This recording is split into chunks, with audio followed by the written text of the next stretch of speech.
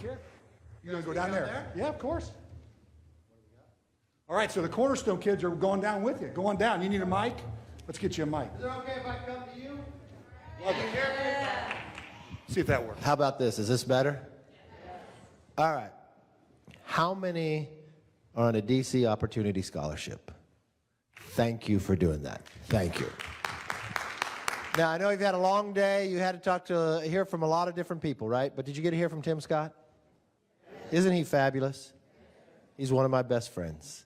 Tim is an amazing guy, and he's passionate. He's passionate for you. You may not even know him, but he's passionate for you to give you a better opportunity. Because the one thing we've always learned is education is the great equalizer. But the only way education be a great equalizer is that you have the choice. You have the choice of where you want to go. And the one thing that Luke was talking about up here is we put out what is called the Commitment to America. In this, we told America, what would we do if you lent us the power to be in charge? And we said we want to build a nation that's built on freedom. And that means where children can dream big, where children actually come first. So our goal out here is to add 1 million more opportunity scholarships across this nation.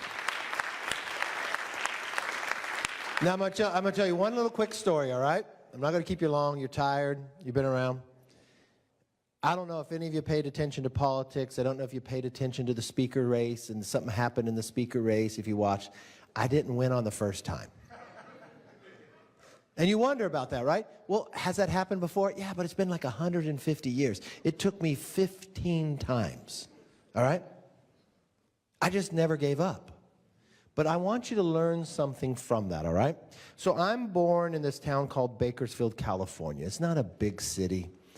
And my family didn't have wealth, but we didn't have choice either, right? I couldn't go to any school I wanted to. And when I got out of school, my folks didn't have wealth to send me to college, so I went to junior college. And I had to help pay my way through it. So I would flip cars. I found out later it was illegal, but I was just trying to do what I could, right? And then when you're junior college, you want to go visit your friends who are away at college. My best friend, he got a scholarship to Stanford. He's the running back up there. My other friends were at USC, and my other friends are at San Diego State. So I was going to San Diego State that weekend to go see them. And so I go to the grocery store to cash a check so I have some money for the weekend, right? The day before the lottery started in California, so I bought a lottery ticket. And you know what? I won the lottery. Now, it wasn't the millions and billions you read about, but I won $5,000. That's the most you could win back then, long before you were born.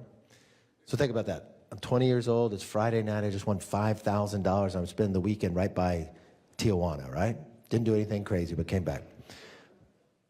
But when I come back, I take the money, and I believe in taking risk, not doing what others. So I invested in the stock market, and I did pretty well. So at the end of the next semester, I took a break from school, and I went to try to buy a business. I tried to buy like a Subway, and they wouldn't sell me one because they said, you're only 20. You don't know what you're doing. One thing I want you to learn, if someone tells you you don't know what you're doing, you prove to them they're wrong. So I went out and I created my own business, and I became very successful. It was a deli.